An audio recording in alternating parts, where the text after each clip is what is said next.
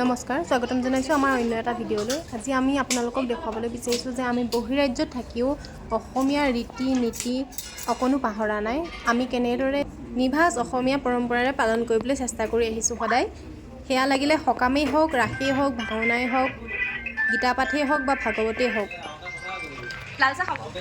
ৰ'ব ক'বলৈ পাহৰিছিলেই। মই আছোঁ দীপজ্যোতি আৰু জ্যোতিৰেখাহঁতৰ ঘৰত। আজি দীপজ্যোতিৰ দেউতাকৰ মৃত্যুবাৰ্ষিকী। সেই উপলক্ষে এই নামভাগ পাতিছে। আহকচোন চাওঁ কেনেদৰেনো তেওঁলোকে নামভাগ উপস্থাপন কৰিছে।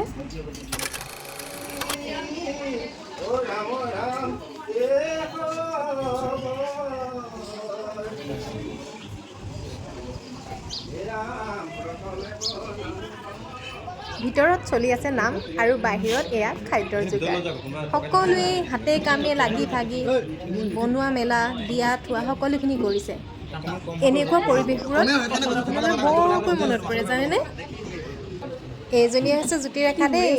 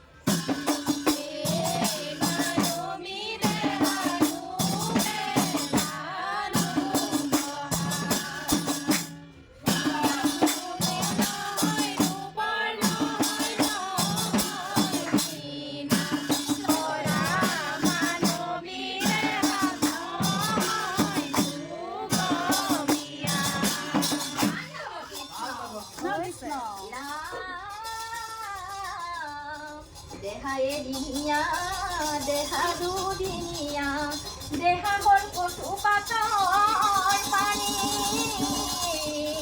ওই এদিন নহয় এদিন যাবই লাগিব ওই কণী সংসাৰৰ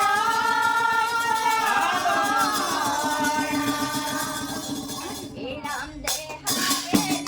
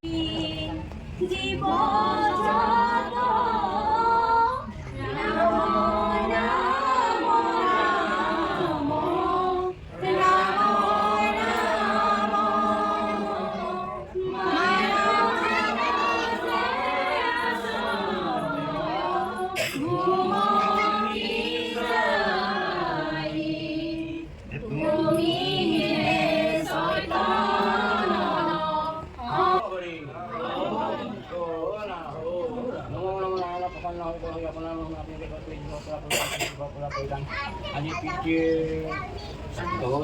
শান্ত হৈ আপোনাৰ ওচৰত এগৰাকী চাকৰি আপোনাৰ ওচৰত ভক্তি প্ৰণাম জনাইছোঁ কাৰণ জীয়াই পুৱাই অনেকখিনি দূৰ হ'ব পাৰে সকলো ক্ষমা কৰি হ'লেও মই সন্তুষ্ট হৈছোঁ তেখেতলোকৰ যি মনৰ বাঞ্ছা আছে মনৰ বাঞ্ছা পূৰ্ণ কৰিব লাগে এইখিনিয়ে